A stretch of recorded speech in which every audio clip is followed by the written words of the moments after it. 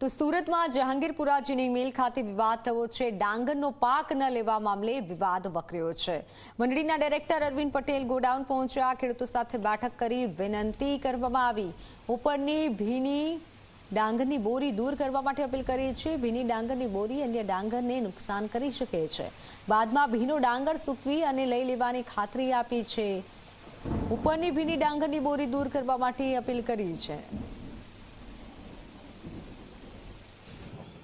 ભારે વરસાદના કારણે ખેડૂતોનો જે ડાંગરનો જે પાક છે તે પલળી ગયો છે અને મોટી સંખ્યામાં જે ખેડૂતો છે તે પોતાનો ડાંગરનો જે પાક છે લઈને જહાંગીરપુરા જીનિંગ મિલ ખાતે આવી પહોંચ્યા છે, પરંતુ કેટલાક જે ખેડૂતો છે તેમનો માલ મંડળી દ્વારા લેવામાં નથી આવ્યો। ત્યારે આપણી સાથે ડિરેક્ટર જોડાયા છે। જે ખેડૂતોની ફરિયાદ છે કે તેમનો માલ નથી લેવામાં આવી રહ્યો અને કામ સ્ટોપ કરી દેવામાં આવ્યું છે।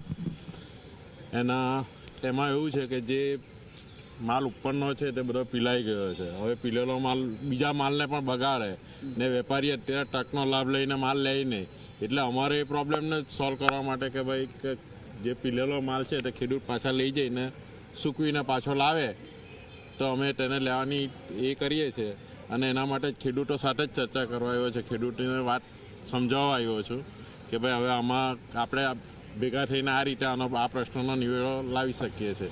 બાકી આનો બીજો કોઈ હલ છે દેખાતો નથી મને। ખેડૂતો જાય તો ક્યાં જાય? અગાઉ પણ માલ પલળી ગયો છે, અહીં પણ આવ્યો છે તો માલ પલળી ગયો છે, તો શું કરે? આમાં ખાલી ઉપરની જ ગુણો પલળી હોય છે। એને લીધે શું થાય કે ખેડૂતોનો 500નો માલ 200 રૂપિયામાં વેપારી માંગે, તે ખેડૂતોને પણ નુકસાન છે।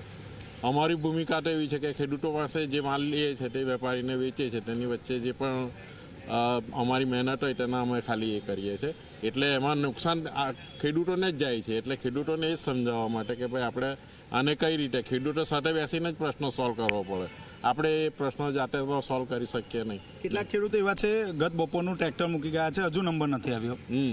એના માટે જ ભાઈ અહીંયા પણ જે મજૂરો હોય તે સાંજના 7 વાગ્યા લગી કામ કરે, પછી કામ કરી શકે નહીં। ગરમી જેટલી બધી પડે કે મજૂરો 2 ટ્રેક્ટર ખાલી કરે અને પાછા બહાર પાણી પીવા આવે, એટલે એ પણ બહુ મોટી સમસ્યા છે।